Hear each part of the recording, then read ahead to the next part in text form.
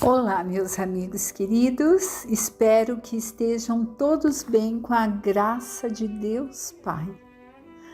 E vamos dar continuidade aos nossos estudos, né? E aqui o estudo do Evangelho segundo o Espiritismo decodificado por Allan Kardec. Mas vamos iniciar com a oração. Pai nosso que estás no céu, santo seja o vosso nome. Que venha a nós o vosso reino, que seja feita a vossa vontade, na terra, no céu. O pão nosso de cada dia dai-nos, Pai, hoje e sempre. Perdoai nossas dívidas, como também devemos perdoar aos devedores. Não deixes que caiamos em tentações. Livra-nos do mal, que assim seja, com a graça de Deus, Pai. Pois bem, hoje nós iniciaremos o capítulo 17 do Evangelho segundo o Espiritismo, cujo título é Sede Perfeitos. E nós vamos começar aqui falando um pouco sobre o título, né? Sede Perfeitos. Perfeito? A perfeição de Deus? Não, jamais nos igualaremos a Deus Pai, mas sermos o mais perfeito que possamos ser enquanto estagiamos aqui no planeta. E nós devemos lembrar sempre, a cada capítulo, a cada colocação, do vocabulário da época e das traduções, né, que foram sendo passadas. Nós sabemos que Jesus ele falava em aramaico e o Evangelho foi ali escrito em grego. E a palavra perfeito significa completo, maduro. Isso podemos ser, mas buscar o máximo de perfeição que nos é possível aqui na Terra. Não é igualar-nos a Deus Pai, porque isso não será aqui.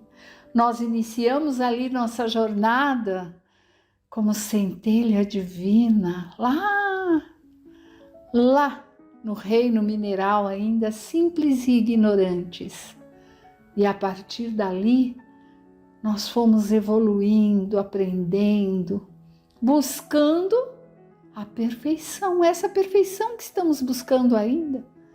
E a perfeição, quando falamos referente ao Espiritismo, naquilo que se refere ao Espiritismo e a Deus, é a perfeição moral. Não tenhamos dúvida.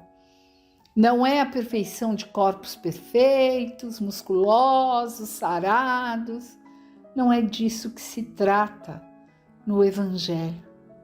É a perfeição como filhos de Deus buscando ali a evolução para chegar num espírito crístico, assim como Jesus, nosso irmão.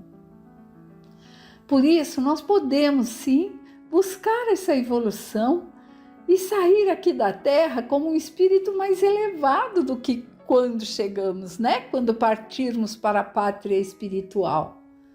Nós podemos nos melhorar e muito aqui. Como? Buscando a mudança interior, buscando ter o Evangelho em nossas obras e não só em nossa boca, em nossos lábios. Bem, mas vamos à leitura. Capítulo 17 do Evangelho segundo o Espiritismo, Sede Perfeitos. Características da perfeição. O homem de bem, os bons espíritas. Parábola do semeador. Instruções dos espíritos, o dever, a virtude, os superiores e os inferiores, o homem no mundo, cuidar do corpo e do espírito. Características da perfeição. Amai aos vossos inimigos, fazei o bem àqueles que vos odeiam e orai por aqueles que vos perseguem e vos caluniam, pois se amais apenas àqueles que vos amam, que recompensa tereis? Os publicanos também não fazem isso? E se apenas saudardes vossos irmãos, o que fazeis mais que os outros? Os pagãos não fazem o mesmo? Sede, pois, perfeitos, como vosso Pai Celestial é perfeito. Mateus capítulo 5, versículo 44, 46 a 48. Então, amigos, nesse início nós vemos que fazer o bem àqueles que vos odeiam, né? Que caluniam. Isso é fácil? Pelos costumes que temos, não é fácil. Mas é o que temos que trabalhar em nós, porque se amarmos e fizermos o bem somente àqueles de laços sanguíneos ou aqueles laços assim, que parece um presente de Natal de amigos queridos que temos, que diferença fazemos nós entre aqueles outros que nem conhecem a Deus, que eles também amam os seus, né? E que muitas vezes até praticam atrocidades, mas que aqueles que estão à sua volta são ali uns amores.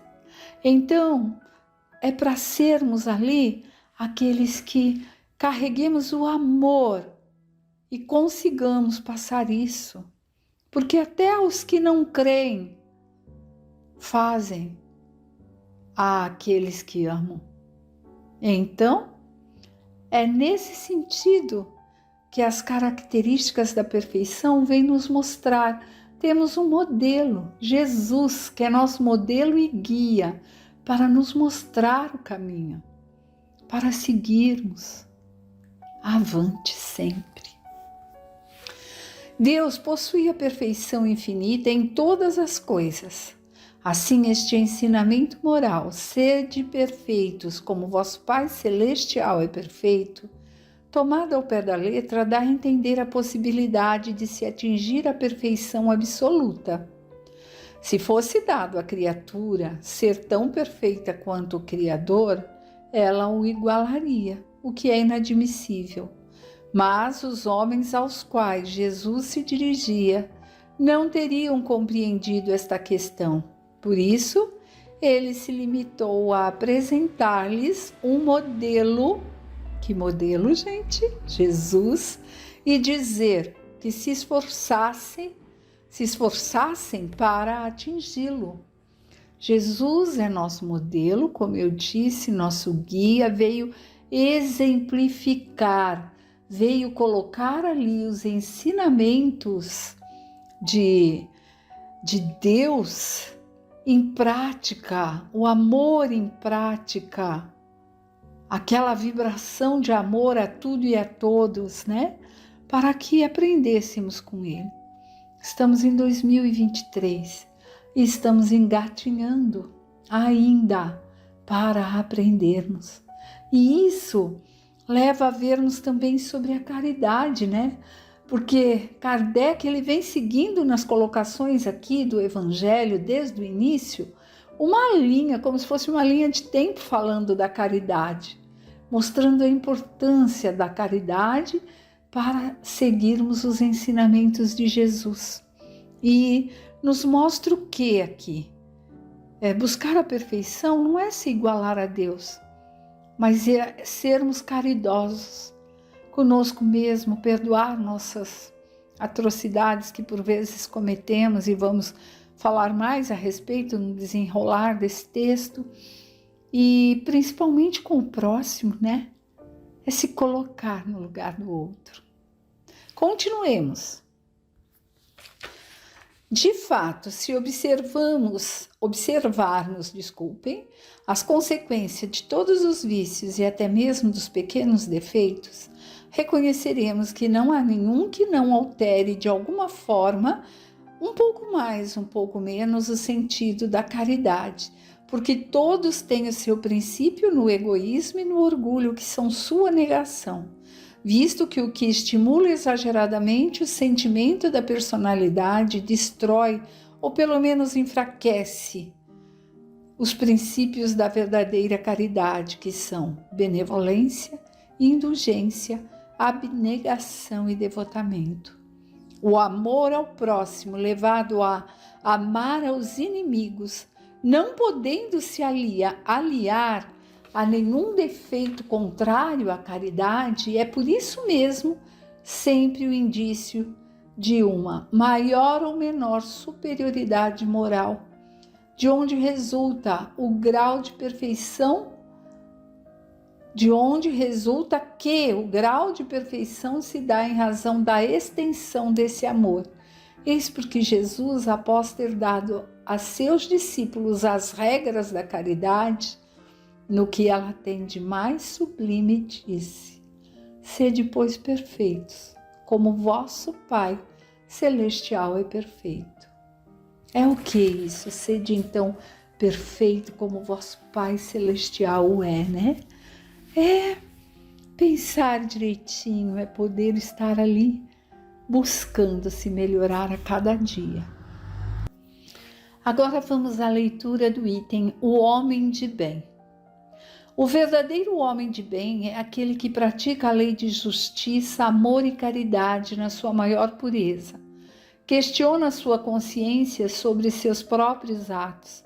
Perguntará se não violou essa lei, se não fez o mal, se fez todo o bem que podia, se negligenciou voluntariamente uma ocasião de ser útil, se ninguém tem queixa dele, e, enfim, se fez aos outros o que gostaria que lhe fizessem.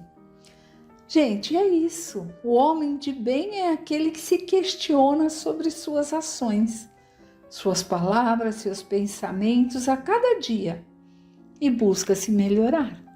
É aquele que bota a cabecinha no travesseiro, faz ali o Pai Nosso, pensando nas palavras e não só repetindo igual um papagainho. E que pensa: nossa, hoje eu falei isso, posso melhorar da próxima vez. Vou mudar o jeito, o tom de falar. Se questiona para poder buscar a mudança. Continuando, tem fé em Deus, na sua bondade, na sua justiça e na sua sabedoria divina. Sabe que nada acontece sem a sua permissão e submete-se em todas as coisas à sua vontade. Tem fé no futuro, por isso coloca os bens espirituais acima dos bens temporais. Sabe que todas as alternativas da vida, todas as dores, todas as decepções são provas ou expiações e as aceita sem lamentações. Lembrando que provas são as que pedimos para passar, para buscarmos nos melhorar. Expiações, o que temos que passar para poder reparar as coisas más e imperfeitas que fizemos anteriormente, para ressarcir àquele a quem devemos, né, gente? Vamos lá, deixa eu ver onde eu estou. O homem de bem, que tem o sentimento de caridade e amor ao próximo, faz o bem pelo bem, sem esperar retorno, retribui o mal com o bem, toma a defesa do fraco contra o forte e sempre sacrifica seus interesses à justiça. Encontra satisfação nos benefícios que distribui, no serviço que presta, nas alegrias que proporciona aos seus semelhantes, nas lágrimas que seca, nas consolações que leva aos aflitos. Seu primeiro impulso é o de pensar nos outros antes de si, acudir aos interesses dos outros antes de procurar os seus. O egoísta, ao contrário, calcula os ganhos e perdas de toda ação generosa. É bom, humano, benevolente para com todos, sem distinção de raça, crença, pois vê irmãos em todos os homens. Então, o homem de bem, meus amigos, ele não faz distinção. Não é espírita, então não vou auxiliar. Nem é aqui do Brasil, para que eu vou auxiliar? tem benevolência no coração. E o que é isso? É caridade, é amor, é perdão, é se colocar no local do outro, né? Respeita nos outros todas as convicções sinceras e não amaldiçoa quem não pensa como ele. Em todos os momentos, a caridade é seu guia, tendo como certo que aquele que prejudica os outros com palavras maldosas, que agride os sentimentos de alguém com seu orgulho ou desdém, que não recua diante da ideia de causar um sofrimento, uma contrariedade, ainda que ligeira, quando poderia evitá-la, falta ao dever do amor ao próximo e não merece a clemência do Senhor, né? Não tem nem ódio, nem rancor, nem desejo de vingança. A exemplo de Jesus, perdoa, esquece as ofensas e apenas se recorda dos benefícios, pois sabe que será perdoado conforme perdoou. Bem, aqui nesse trecho a gente pode ver claramente o homem de bem presta atenção naquilo que fala. É bom? É útil? É necessário que eu fale isso? Faz essas 3 perguntinhas. É bom, é útil, é necessário? Se a resposta for não, cala. Cala, porque o silêncio às vezes faz bem.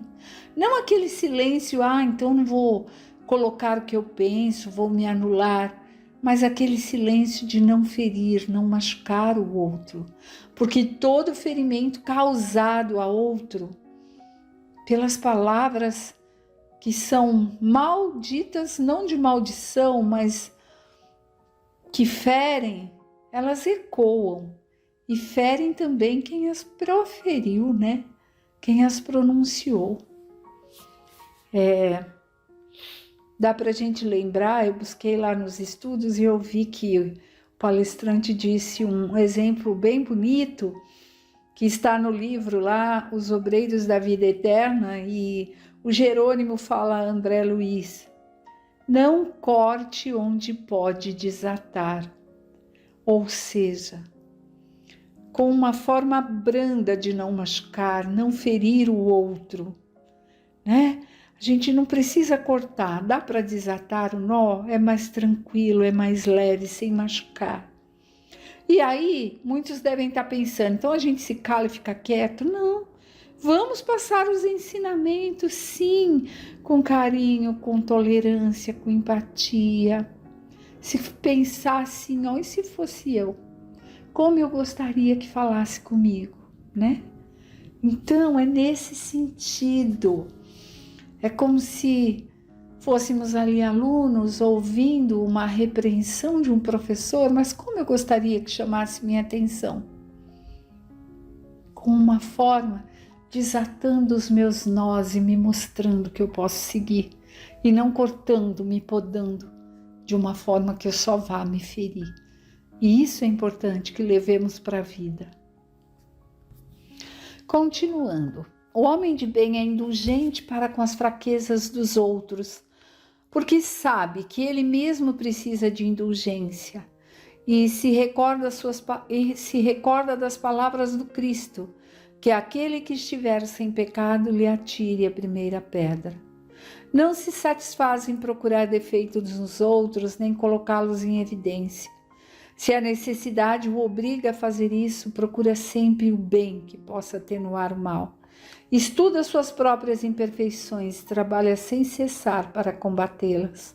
Emprega todos os seus esforços para poder dizer no dia seguinte que há nele algo melhor do que no dia anterior.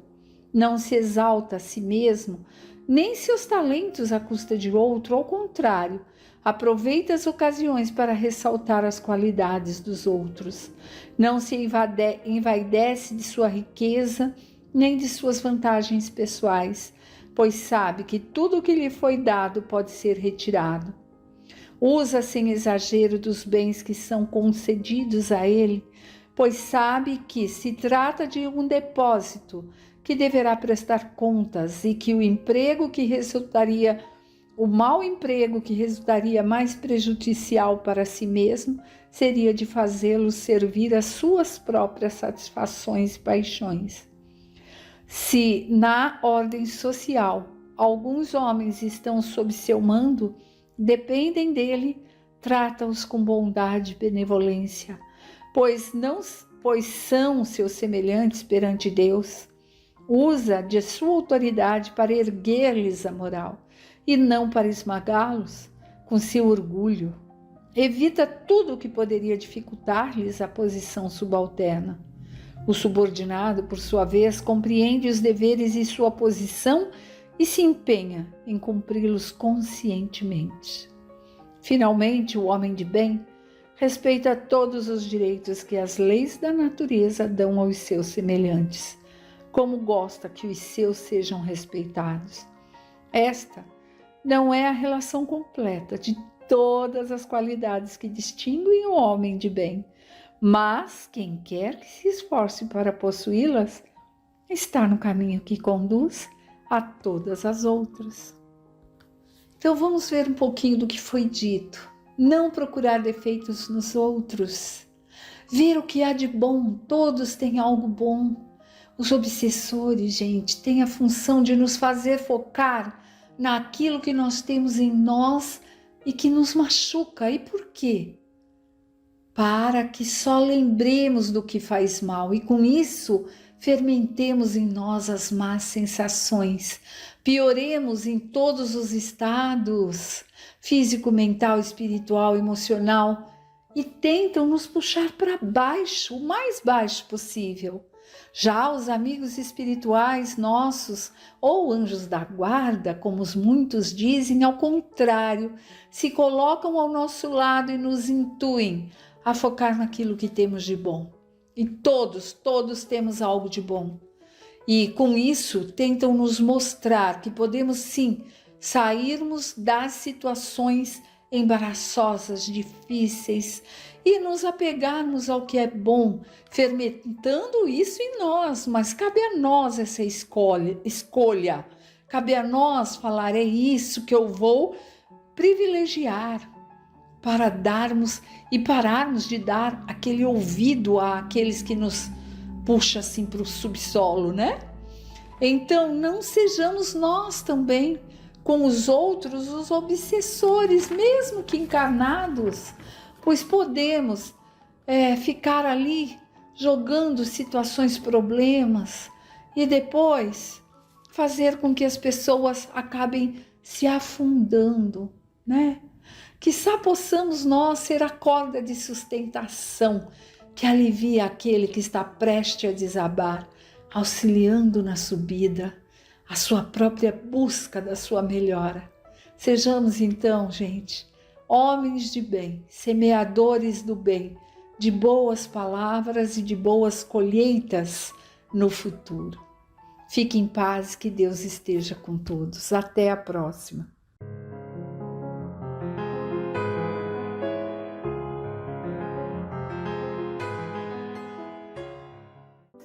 Agradecidos a Deus Pai e a Jesus pela oportunidade, vamos dar continuidade à leitura e reflexão do Livro dos Espíritos por Allan Kardec. Estamos na introdução ao estudo da doutrina espírita, item 10, a linguagem dos espíritos e o poder diabólico. Kardec nos diz, abre aspas, entre as objeções, algumas são mais ponderáveis, pelo menos na aparência, porque baseiam-se na observação de pessoas sérias. Uma dessas observações refere-se à linguagem de certos espíritos, que não parece digna da elevação atribuída aos seres sobrenaturais.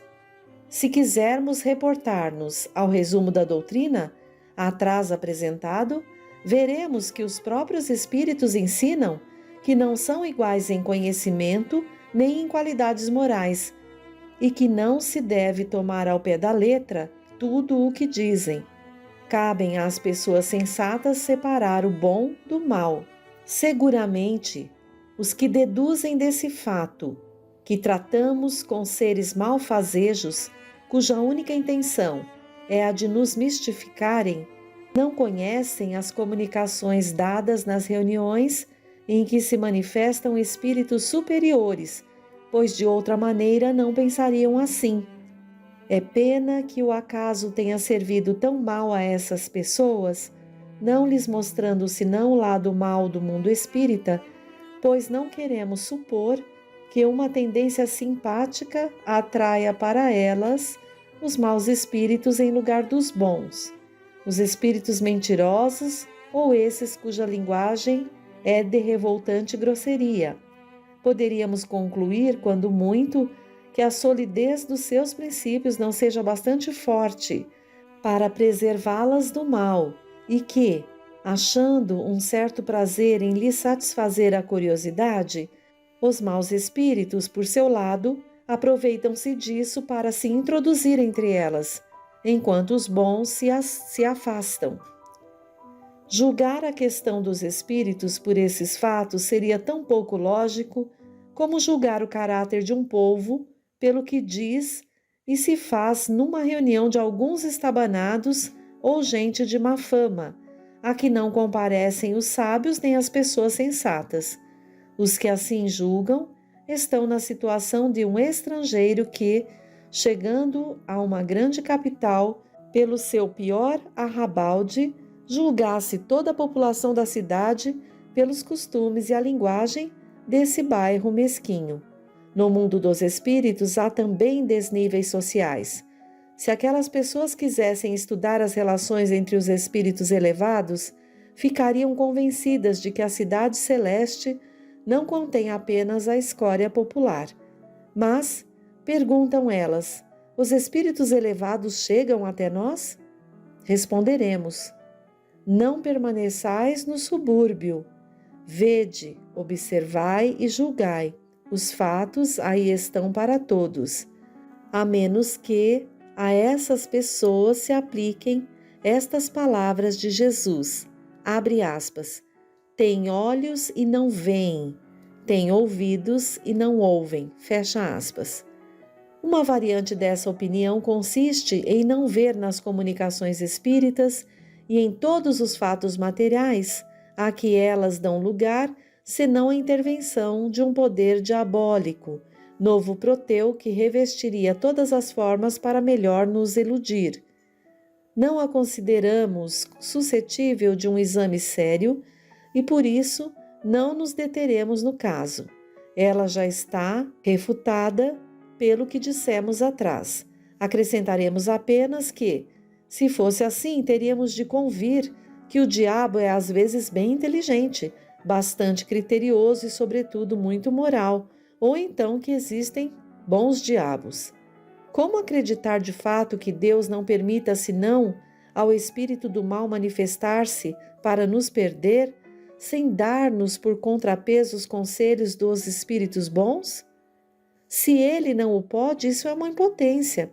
Se ele o pode e não o faz, isso é incompatível com sua bondade, e uma e outra suposição seriam blasfêmias. Acentuemos que admitir a comunicação dos maus espíritos é reconhecer o princípio das manifestações. Ora, desde que estas existem, será com a permissão de Deus. Como acreditar, sem cometer impiedade, que ele só permita o mal com exclusão do bem? Uma doutrina assim é contrária ao bom senso e às mais simples noções da religião. Fecha aspas. Nesse item, além de pontuar aos opositores a questão da linguagem dos espíritos, os esclarecendo, Kardec já nos dá uma lição dizendo que no mundo espiritual há espíritos, como há homens, de variadas categorias morais e intelectuais. Então haverão mensagens de todos os tipos de acordo com a condição do espírito e já nos alerta que não é para acreditarmos em tudo que os espíritos nos passam através das comunicações. Kardec ainda nos relata como agora havia pessoas com opinião de que comunicações espíritas são comunicações sempre de espíritos inferiores, né? Espíritos do mal, comunicações diabólicas. E aí, inteligentemente, ele faz uns questionamentos aqui sobre essa situação, porque se Deus permite que haja comunicação, por que haveria comunicação apenas de espíritos malévolos, ao invés de espíritos que pudessem nos auxiliar? Como acreditar que Deus permite o mal com exclusão do bem? E termina dizendo que uma doutrina assim é contrária ao bom senso e às mais simples noções da religião. Incrível os argumentos de Kardec, sempre muito claro, sempre muito inteligente. O item seguinte, item 11, grandes e pequenos. Kardec continua se referindo a esses descrentes ou que questionam a questão da doutrina e eles questionam outro ponto que é sobre a manifestação apenas de espíritos de personalidade conhecida. E Kardec responde que não, que isso faz parte de uma observação apenas superficial e que entre os espíritos se manifestam em maior número espíritos de personalidades desconhecidas. Eles se designam por qualquer nome, muitas vezes por nomes alegóricos ou característicos.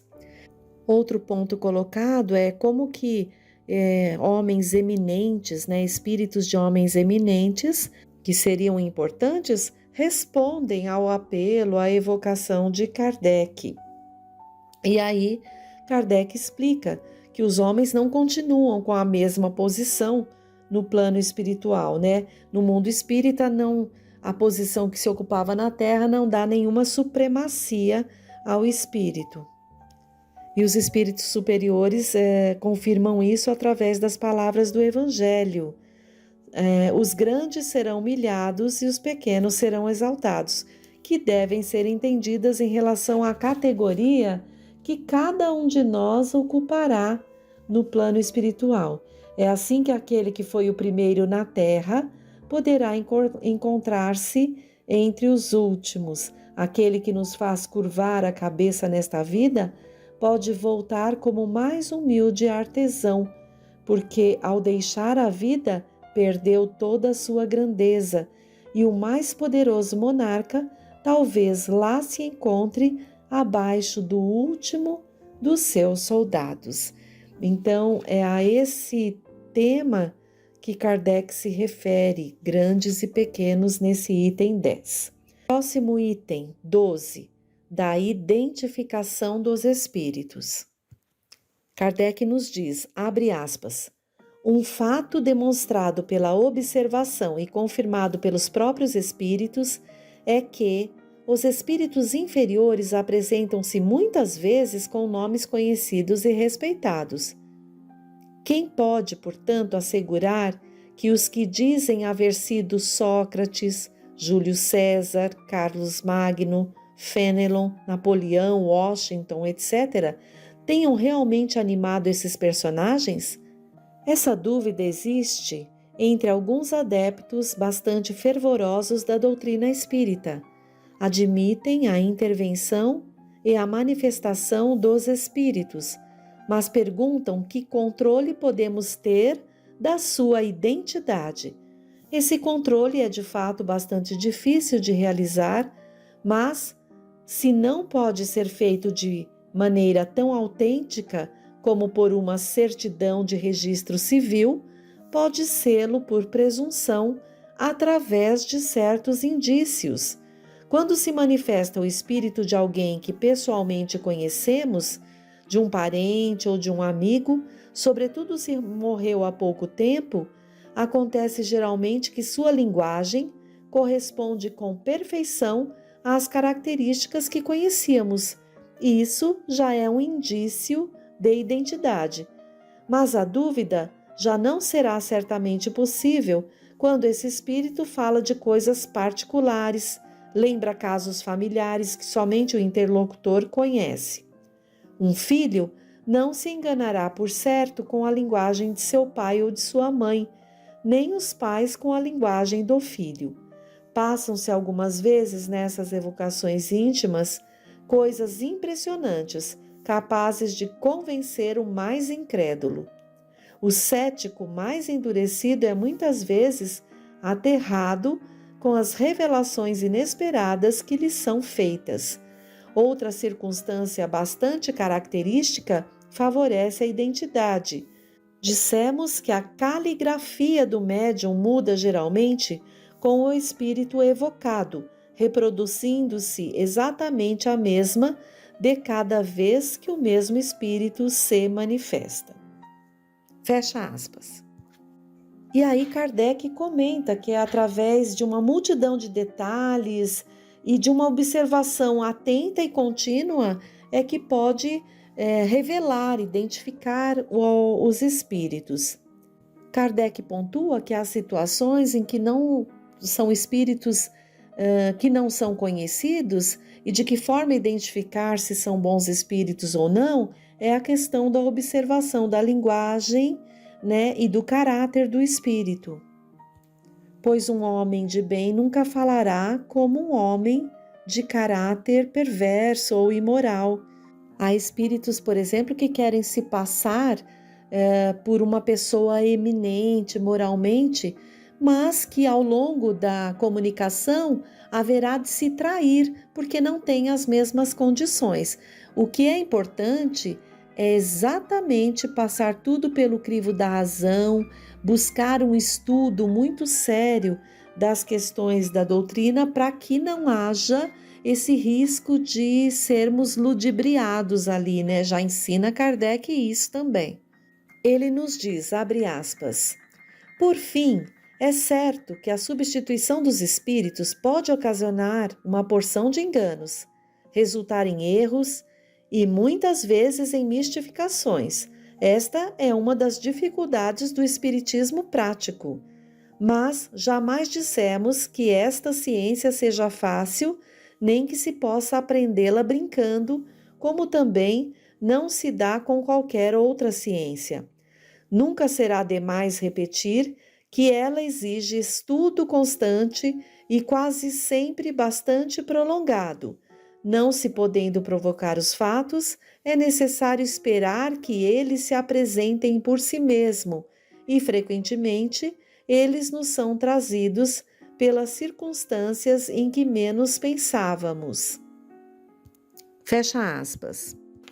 O próximo item 13, as divergências de linguagem. Sobre essas divergências de linguagem, Kardec começa falando que, sendo os espíritos muito diferentes uns dos outros, quanto ao conhecimento e à moralidade, ele diz que é evidente que a mesma questão pode ser resolvida por eles de maneira contraditória, de acordo com as categorias. Existem espíritos de homens sábios, ignorantes, brincalhão, de mau gosto. E Kardec nos diz que o essencial é saber a quem nos dirigimos.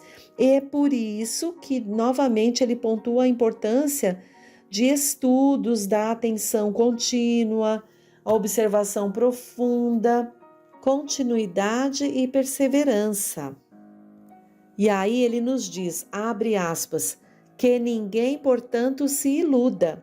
O estudo do Espiritismo é imenso, liga-se a todas as questões da metafísica e da ordem social.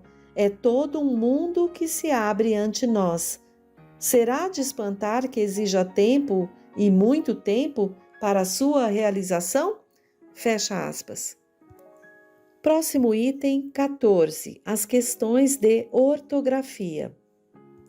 Aqui Kardec se refere a alguns céticos que questionam quanto às falhas da ortografia de alguns espíritos, no que Kardec responde que isso não é sempre impecável e pontua, abre aspas, para os espíritos, principalmente para os espíritos superiores, a ideia é tudo, a forma não é nada.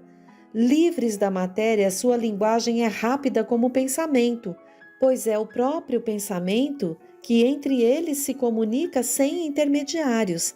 Devem, portanto, sentir-se mal quando são obrigados, ao se comunicarem conosco, a se servirem das formas demoradas e embaraçosas da linguagem humana e, sobretudo, de sua insuficiência e imperfeição para exprimirem todas as suas ideias. Fecha aspas. E logo mais abaixo, Kardec continua, abre aspas.